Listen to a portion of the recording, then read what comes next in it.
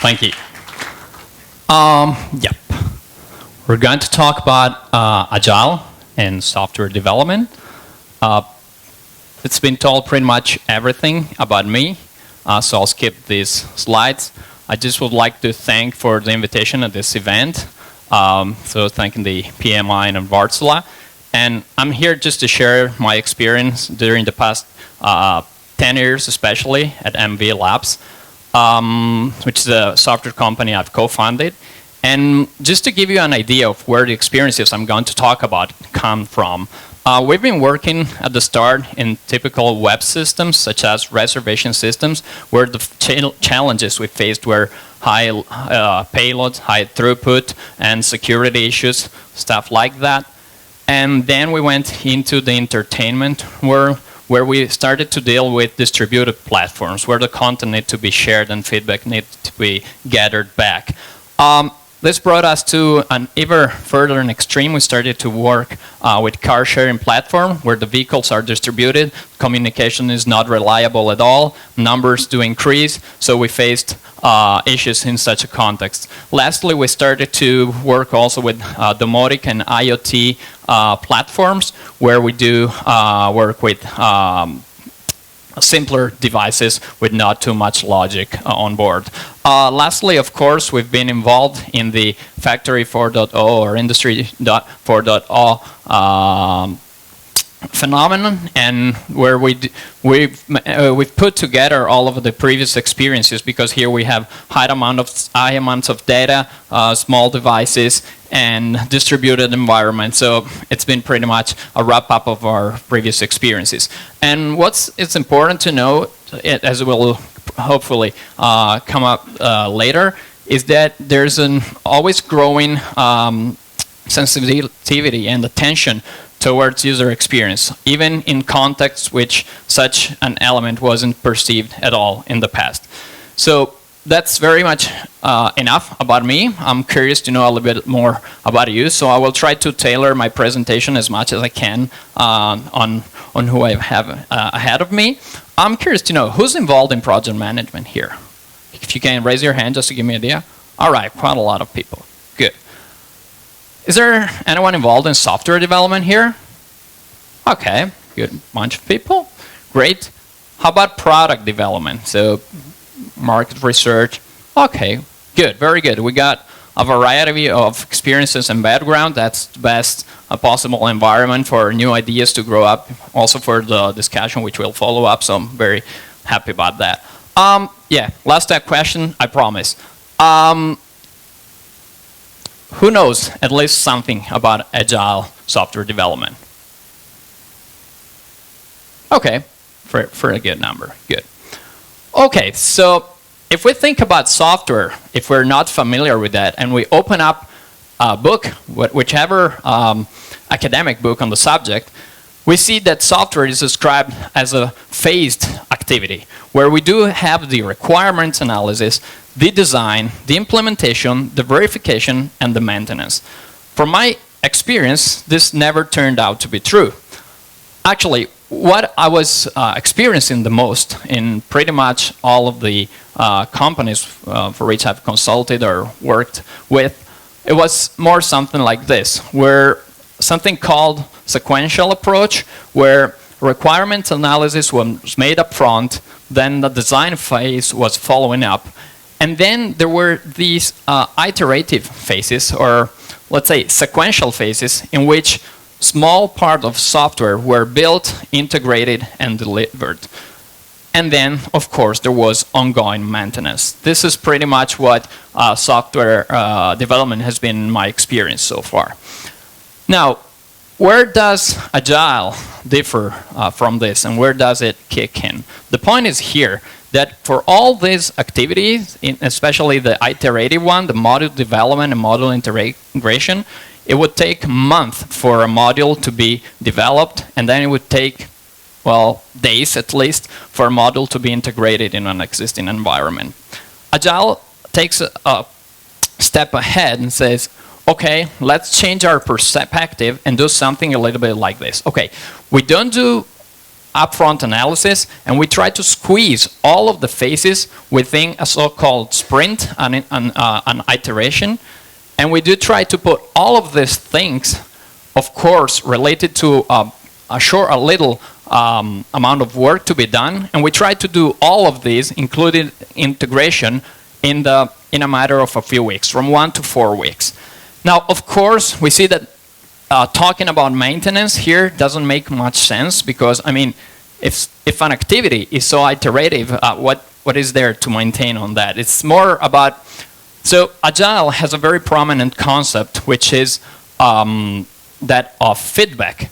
So what we do is at the end of each release, we do collect feedback on what we've done, and we do try to do better at the next iteration. But I'm a visual kind of guy, so let me try to rephrase and put things in a visual way.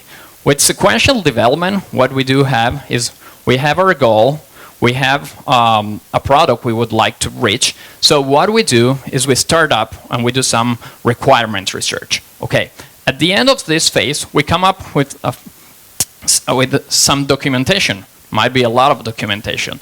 Once we have the requirements collected, what we do is we do write the specifications. We do write technical specifications and come up with other documentation.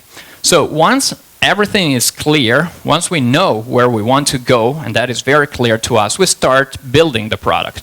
And we do that, as we've previously seen, iteratively. We do that sequentially until the product is finished. Okay, so this is pretty much the sequential development model which I've mentioned before. Now, let's switch to Agile. Agile doesn't have the expectation of building up a complete overview, a complete view of the product to be delivered up front. Much more important it is for Agile development to time box activities. So the project timeline is divided into sprints, again, which could last anything from 1 to 4 weeks. And what happens next? Among all of the requirements we have and which we might have, we just pick the ones which are deemed most important at that point. And what we do is try to squeeze them in this first sprint, in the first iteration. So the concept of priority, which we just talked about, is implicit in this workflow. So what happens next is that we, on a short amount of time, we do requirement analysis, we do design, and we do implementation of such requirements, and we deliver them. And we do that for the subsequent sprints, and we go. One thing important to notice is that we take adaptation very much into the process, because contrary to fully upfront based approach, we can decide at a certain point that there are requirements which were left off from the initial plan, which we might decide to add at every moment. Also, we take into account previous feedback, and what we can do is decide to rewrite. So to get back to some requirements which we already addressed, but see there's a better implementation for those. Of course, at the same time, what we can do is to decide to scratch some of the features, because after a while they're deemed not to be so important. Of course, we know in a software project, unless that's a trivial piece of software, requirements are going to change due to change in regulations, due to the fact that the software itself, as it enters a certain environment, it's going to modify the environment. So there's going to be a sort of loop-back effect coming into this. So this is pretty much how the project goes until project completion. Now, one very important change in the point of view we have is that from a product and result-centered point of view, we try to focus instead on the on each single requirement, and we try to make it so small and so atomic, so independent from all the others, because our goal is to have a few requirements fitting in some of our slots. So that's not easy, and that's what we're trying to do. This kind of approach takes us to a so-called word of bottom-up design, a sort of emergent requirement analysis technique. This is nice, cool, let's say that. But this, from what I've seen in my career, has been quite a good excuse and alibi for the programming technique known as code and fix. So basically, we don't really know what we're going to do. We just write some code because it's much more entertaining than just writing documentation. It doesn't do what it's supposed to, so we'll fix that, and that continues. That's not agile. And in fact, there's prominent computer software engineering author Steve McConnell warning us against one of the possible risks of agile, saying that where sequential fails in bureaucracy, because we have a lot of documentation, we get outdated quite fast, agile falls in anarchy, because it's very easy to confuse two different approaches. Agile, if we really do want to practice it, it's not as much agile as we think. It's based on a set of constraints and practice, because we need to have some rails within our process is executed. Specifically, it's very hard to do agile software development without proper automated testing suites.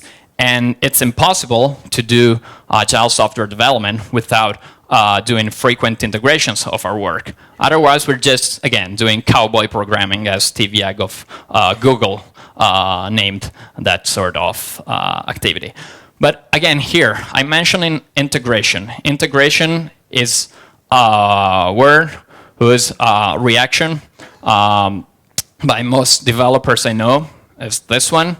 Integration is considered always scary. Why? Because there are a few factors impacting integration of work. First off, we are going to add some logic to an existing product, and that by itself poses the risk of going to impact negatively the working system, which is already serving users. But also, when we integrate the work from different people, we know how hard it is to make sure that the different parts communicate correctly, that they do follow proper interfaces, and that the work overall works as it's supposed to.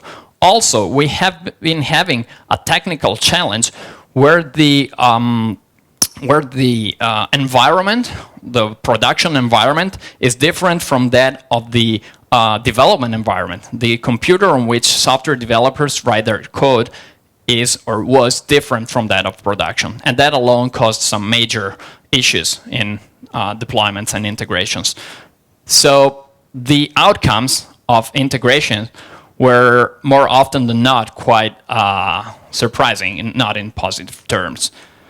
Okay, now here I really feel like I have to be a little boring for people not interested in technology, but we have to notice, and we cannot go without that during the past 10 years or so, there are a few technology enablers which came up to rescue software teams. And the first one is simply virtualization. Virtualization allows software developers to have on their computer an exact copy of the production environment. So we reduce the risk of causing problems at that level. Also, we do have nowadays so-called containerizations, where we can go even further and have multiple applications having embedded the whole state of the system where they are going to be deployed. And we can easily reproduce a whole architecture within a single developer box. Possibly the most important technical factor is that of the cloud. But I've seen, and I think way too many people did not get the real most important benefit of cloud. When I talk to people and ask them, well, let me see, maybe let's see if we're more like this time. Is there anyone who thinks, who can share with us, what is cloud? What is cloud computing? Let's try. I mean, there's no mistake here. We are all to learn. I might be learning something new here, so let's go. That's, I think, how we should get this afternoon.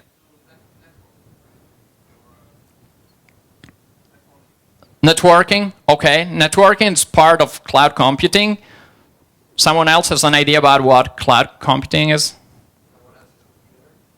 using someone else's computer infrastructure, and yes, exactly.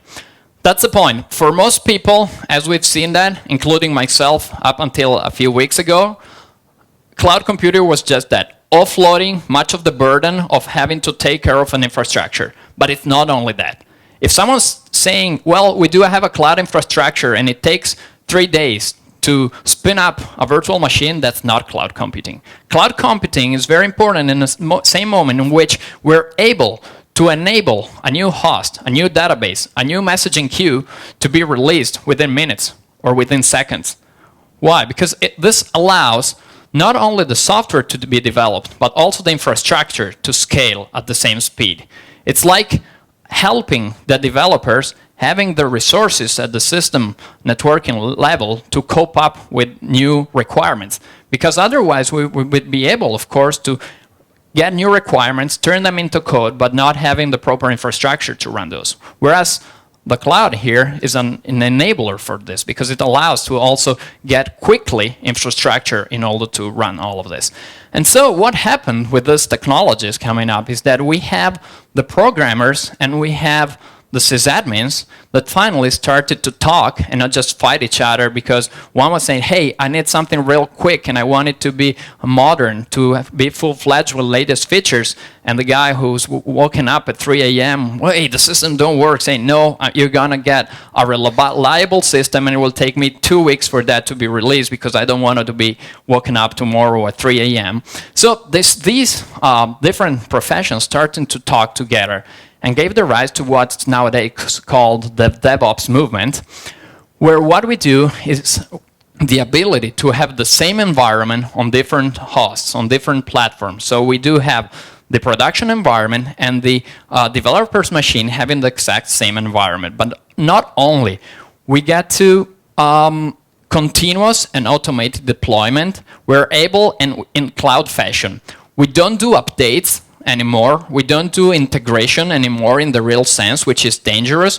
What we do is we do deploy a new copy of a new server, which is an enhanced version of the past one. We do all tests on that, and if that goes well, we simply switch the address to which the user is collecting, and we scratch the old machine. That allows us real quick updates and rollback without the risks involved in a pure traditional update of a system. And finally, we exploit this concept of infrastructure as a code. We do not need to call someone to purchase the hardware or to spin up an operating system and configure it. We can just use code, just as software developers are used to say, hey, I need 3 more instances of a database, 3 more instances of a web server or web application. And these are all Agile enablers, in my opinion. Now we can really talk about Agile, because also the infrastructure, thanks to the DevOps movement, is able to cope with the needs of an Agile workflow. So we've seen Agile is good because short iterations that it allows gives us improved control over the process. We know that we can focus on the important things, and we can adjust our planning just in time, just as new factors emerge. At the same time, we avoid waste. We don't need to take care of all the requirements, especially those which are needed anymore after a while. So again, told you, I like visual things, seeing them visually. If we go from phased development up here, where a car is constructed piece by piece, and we go towards Agile, we see how that enables us to deliver value quickly, because we don't start just thinking about the whole car, but we say, hey, we've got a need to address. So we need to get faster from place A to place B. So we first build up a skateboard, very simple, very easy, but it's going to be an improvement for the user. Then we build up a scooter, then a bicycle, motorbike, and car. Right. So what do you think about this? Does it make sense? Yes or no? Yes. All right, cool. Okay, now the tricky question. Is this always going to work? No. All right. Good. I see you're prepared. Agile poses some risks too, of course. Let me get into that. First off, there's a risk, and high risk, of poor user experience. What does this mean? Well, first off, user experience. is that discipline taking into account user expectations, perceptions, and feelings of people towards systems. So it's how much they are going to like it and how useful, how usable a system is going to be for them. And it's concerned about such relationship. Francesco was talking before about human-computer interaction. It's pretty much close the same thing. Now, let me get back to this real quick to explain with a picture what I'm trying to say. As we see here, we're delivering value because we're delivering something. The point is it for the user going to be better having to learn how to handle a skateboard and then a scooter and then a bicycle and then a motorbike, getting the license, and then the car, or just wait a little bit to just have a car and keep on doing things the same way as they've been done for just a bit longer? That's not an easy question, and it probably doesn't have a solution which can be applied overall. The answer is really, it depends. But the point is, and it's very important here to make a distinction in my opinion, because Agile ensures that there's going to be much more output. We're gonna produce much more code because it's implicitly more efficient. The point is, are we concerned about code? Are we concerned about the output, or are we concerned about the outcomes? That's a very different point of view. I think we should be concerned about the outcomes, not just the code, the output, not the lines of code we write, right? So just to get, that's one of the risks. Of course, despite the DevOps movement allowed us to have much quicker response to architectural needs, we still have the risks of making expensive architectural mistakes if we design something very wrongly from the start. And here's another one, which in my opinion is not taken into account enough in literature. Before, we said that the Agile has an implicit concept of the prioritization. Priorities emerge because we just have a 2 or 3 or 4 week sprint, and we need just to select the most important pieces of requirements which need to be addressed in that time slot. Okay, if we were to be perfect, that would be perfect as well. But as human beings, we're affected by a high number of biases and heuristics, and among which there's called availability heuristic, which has been discovered by Daniel Kahneman and Amos Tversky. It says simply, we tend to favor and give much more importance than that which is deserved to things which are available to us. So if we've been working on a certain feature, it's going to come natural for us to get deeper and deeper into that and lose sight of the bigger context. That happened to me a lot. Even with top managers, which should have been taking care of the broader, bigger picture, and which they would have done with a different approach. With Agile, there's a high risk of this, of getting into details at every iteration and losing the overview, the side of the bigger picture. So that's a risk that Agile poses. So what shall we do? Do we do everything upfront, analysis, as in the old days? Do we do everything Agile? Well, I spoiled the answer before. It really depends. But if we want to get some takeaways and try to think about this on our own or later on the round table, first off, Agile is no cowboy development. Agile is no lack of rules or an alibi for poor practices. Agile is sort of mindset. There are some principles which we can take into account and just see how we can apply to our context. Cloud and DevOps are Agile enablers. If we really want to be Agile, we got to start to think also from a technology point of view and taking them into account. Of course, always beware of project goals, scope, and user experience, because Agile, as we've seen, tends to deviate us from those. So something which works is trying to have a cross-functional team, first off, not only developers, not only managers, but trying to involve customers or users, potential users, or at least thinking like them. So using some methods coming from more social sciences and used in user experience design and interaction design, and doing that together with the team. And still have, in my opinion, a few upfront activities, like a vision and scope definition. So at every sprint, we check out whether the importance of what we would like to tackle is consistent with the scope and goals that we've set at the beginning. That's a simple, very simple, but useful reminder for us to always keep an eye on where we should be going. And still do a little bit of upfront high-level analysis. High-level, I mean high level of detail, not going down deep into all of the aspects, but at least have an overview of what we are trying to achieve.